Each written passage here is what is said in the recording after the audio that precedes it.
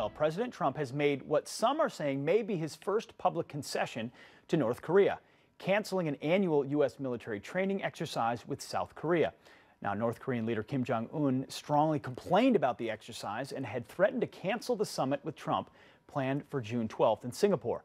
The question now is whether Kim will see Trump's move as a sign of good faith or as a sign of weakness. Joining us now with reaction is Michael Malice, is the author of the book Dear Reader, the unauthorized autobiography of Kim Jong-il. Thank you very much for being here, Michael. Thanks, Pete. So that's the key question. Yeah. I mean, you don't want to, he had been talking time and time again about we don't want to make concessions up front. Right. But is this the type of thing that brings them to the table and makes a deal more possible? Well, they've already been brought to the table. Now, these war games are happening every year since 4 decades. I mean, the fact that they're complaining publicly and abruptly is what is unfair. It would be as if I'd called you up on October 30th and said, why are you having a Halloween party tomorrow? For 30 years. For 30 years. They have backdoor negotiations. Mike Pompeo, America's head spy, met secretly with Kim Jong-un without public notification about this. So we do have back channels. So the fact that they're doing this publicly is to humiliate us. But frankly, it's a small price to pay. If they say we're giving up nuke testing and you giving up these kind of war exercises, that's fine. So you think he's talking more to his domestic audience? I mean, to his people, saying we're still in a strong spot here? No, I think he's talking to us and making it clear that if I need to stamp my foot, I'm going to stamp my foot. And don't forget, just because I'm playing nice, I can also play not so nice. How do we not get sucked into that game? That's the game he's been playing. They've been playing for decades. Right. Is give a little, get a little. Ultimately, we build our nukes. Because President Trump has already explicitly said repeatedly, I have no problem getting up and walking away from the table. So if he comes in with expecting nothing,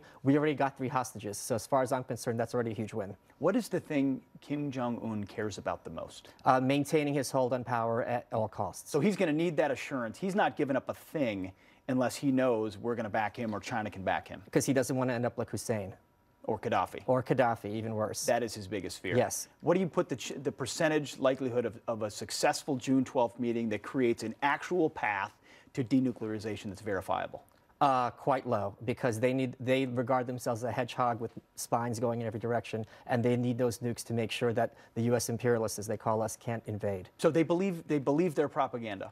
Well, do they believe that Kim Jong-un, when he golfs every time, he gets a hole-in-one on every hole? No, but they do believe nukes are an effective deterrent against invasion, and that's factual. And that's the leadership Absolutely. And the people, and they've been told that for decades. And it's the truth. I mean, Sure. It's much harder to invade a country with nukes than a country with, slingshots. That's true. Bringing some facts and knowledge, Michael. Thank you very much. Thank you, Pete. Appreciate it. Great stuff.